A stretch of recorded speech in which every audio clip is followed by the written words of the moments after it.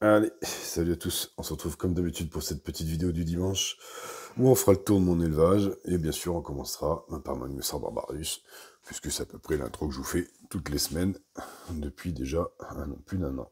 Euh, alors chez les Messors, on va retrouver pas mal de couvains qui étaient posés ici dans le grenier. On voit des larves, on voit des nymphes. Ici on a un petit peu de pain de fourmis et ici aussi on va avoir pas mal de couvains. Là on a un très joli major. Voilà. On va continuer à me dévaster les tuyaux, donc il va falloir vraiment que je les change et que je trouve une autre solution parce que, à force de le pousser, il est bien trop court. Encore ici, énormément de couvains. Voilà, on en a une qui vient tout juste de naître il n'y a pas très très longtemps. On peut la voir, elle est encore toute grise. Donc voilà, avec un petit peu de pain de fourmi. Et ici, on a celle qui glandouille et qui fout rien de la journée. Parce que les messors, il y en a la moitié qui dorment à longueur de journée. On passe à côté. Dans le nid plat que j'ai pas réhumidifié cette semaine, on peut voir qu'elles sont venues rapprocher un peu des graines comme la semaine dernière, mais il y en a un petit peu plus. Elles ont mis les alpistes avec. Voilà. Ici, toujours pareil, l'envahissant dépotoir qu'elles m'ont créé. Voilà, avec cette partie-là que je peux pas nettoyer, puisque dès que j'ouvre ici, elles se barrent toutes. Voilà, comme ça, au moins, c'est réglé. Voilà, on va passer dans le nid principal. Et ici, on peut voir qu'il y a une grande quantité de larves qui est en train de grandir. Alors, je vais essayer de zoomer, même si on perd un petit peu en qualité. Voilà. Donc, ça représente... Oula, ça zoome sur l'huile de paraffine. Ça représente 1,5 cm où il n'y a que des larves. Donc, on est pas mal. Ça démarre bien. J'ai toujours pas vu la gine, mais apparemment, elle doit être trop occupée pour se montrer. Ici, quelques restes de graines, avec une graine de melon qui date de bientôt 2 ans, et qui n'ont toujours pas ni mangé ni sorti. Donc voilà, tout se passe bien. Dans la DC, on a des glandeuses qui sont juste ici à attendre que le temps passe. Voilà, un petit tour au dépotoir. Quelques restes de cadavres, du coton et des graines. Enfin, rien d'anormal, ce qu'on a l'habitude de voir à peu près chez mes messors, à peu près toutes les semaines, depuis que je vous les montre. Ici, on a quelques graines. Elles sont assez calmes. Ici, on a un très très joli major. Donc elles sont assez calmes. J'aurais allumé la lumière il y a un moment en fait, et du coup ça leur a permis de se calmer. Hop, je vais dézoomer un petit peu. Oh, il y a une madame en haut, je l'avais pas vue. Hop, elle est sur mon dos. On va aller les réveiller un petit peu. Hop, voilà. En tout cas, tout se passe bien. J'ai descendu ma ligne Perda, qu'on va profiter pour regarder. On voit qu'elle a pas mal de cocons. Elle a une larve, des œufs et 3 cocons. Alors, j'ai eu, je vais regarder par en haut, un décès d'une ouvrière hier. Donc du coup, ça m'en fait une de moins. Elles étaient 2 ouvrières et je me suis aperçu, ici, si je regarde bien sous le tube, il y a un cocon qui a été ouvert et un deuxième cocon qui a été ouvert. Donc pour l'instant, malheureusement, les seuls cocons qu'elles m'ont ouverts, apparemment, elles les ont mangés. Donc je vais vérifier, augmenter un petit peu la dose de protéines, histoire de voir s'il n'y a pas un souci de ce côté-là. Et je sais quoi cette tache blanche que j'ai devant les yeux là. Non, j'ai cru qu'il y avait une espèce d'acarien posé sur la vitre, mais pas du tout. En tout cas, je vais regarder. Là, on voit bien que les cocons, ils sont clairs. Et j'espère qu'elle va arrêter de manger les ouvrières qui naissent, parce que ça va devenir problématique. Sachant bon, qu'elle a quand même sa deuxième ponte qui est derrière. Mais bon, on verra bien. Pour l'instant, je m'inquiète pas trop. Je la remets tout de suite au calme. C'est la seule que j'essaye de pas stresser en permanence. Donc, on va la remettre là-haut. Et on va descendre sur l'étagère des campos. On commencera ici par les abeilleries. Les abeilleries qui ont, elles, pour une fois, arrêté de me manger les larves. Donc maintenant, elles me mangent les vers de farine. Donc pas vivants, parce qu'elles n'arrivent pas à les tuer. Il faut que je les découpe avant de leur donner. Mais du coup, elles s'y sont mis. Donc ça m'arrange pas mal. Et on peut voir ici qu'il y a pas mal de couvains. Alors, j'ai pas vu spécialement un d'eux.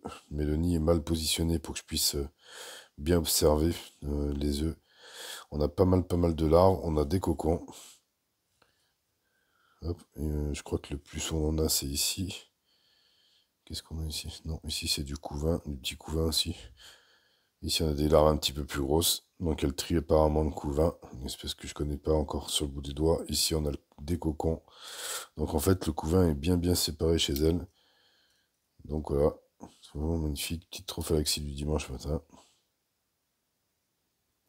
Vraiment de belles fourmis. Je continue à humidifier. Je remplis 2 fois le nid par semaine, un petit peu moins que d'habitude. Et ça a l'air d'être mieux. Ici, on voit bien, elles sont sur l'angle du tapis chauffant. Et on voit bien que c'est les cases qui sont chauffées sont vides.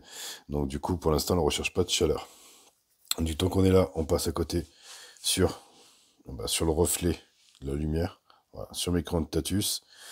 Crantatus qui vont bien. On a la gyne ici. Alors, je vais essayer de vous tourner pour que vous puissiez observer cette lumière. Depuis le temps que je dis qu'il faut que je la bouge, j'ai toujours pas fait. Voilà, ici on peut voir des larves, on n'a pas de cocon, on a des larves qui ont monté. Par contre, cette semaine, j'ai eu la chance de pouvoir voir ma gyne reprendre la ponte, puisque elle était en position de ponte, et ce qui est très très agréable. Ici, petite trophadexie, voilà, pas trop d'activité. J'en ai une qui est un peu perdue dans une aire de chasse là-bas, donc elle a l'air de pas trop bouger, mais tout va bien, pas trop de mortalité chez elle. Là, ici. Tout se passe à merveille. On va passer à côté chez... Attendez, je cherche comment vous la montrer. Chez ma Turkestanus, enfin sur ma première Turkestanus. Je suis en train d'essayer de vous faire une mise au point qui vaille le coup. Alors, on va la déplacer. Je vais la déplacer, ce sera plus simple. Voilà, on n'aura pas le reflet dans le tube. Voilà. Donc, Turkestanus qui s'est mis dans le tube humide depuis déjà 2 semaines. On peut voir qu'elle a bien évolué en termes de couvain. Ici en haut, là, il y avait de la condensation. Elles sont venues foutre des grains de sable qu'elles ont récupérés dans la décès. Donc j'imagine pour éviter des noyades. Tout se passe bien. Elles mangent super bien. Et elles sont bien actives parce que c'est régulier que j'ai une petite ouvrière qui se balade dans l'aire de chasse. En tout cas, ça fait bien plaisir aussi. On descend ici, on va passer sur une petite scutellaris ici. Tac. Que vous verrez plus à partir de lundi parce qu'elle s'en va. Elle a 5 ouvrières, il me semble. 1, 2, 3, 4, 5, ouais, c'est ça. Et encore 2 qui vont pas tarder à arriver. Et on voit encore pas mal de nymphes. Alors, on n'a plus réellement de 2, mais on a une belle première génération qui se fait. Donc, il faudra attendre la reprise de la ponte. Et il faut que je la nourrisse correctement parce qu'on voit bien que son gaz est tout mince. Ici, on en a une autre là qui est en train d'évoluer aussi. Elle, par contre, j'ai mis une petite goutte de liquide sucré. On voit qu'elle a mangé. Tout de suite, sa physiogastrie est énorme. Et on peut voir qu'il y a quelques larves et quelques œufs. Et que ça se passe bien pour l'ensemble de mes fondations de Scutellaris qu'on a pu voir dans différentes vidéos. Ici, on va en profiter. Alors, pas de regarder les trous du béton cellulaire, mais pour regarder ma deuxième Turkestanus. Je la sors et on va se mettre bien tranquille pour la regarder. Et là, on peut s'apercevoir que son couvain a grandi. Bon, le tube est particulièrement sale.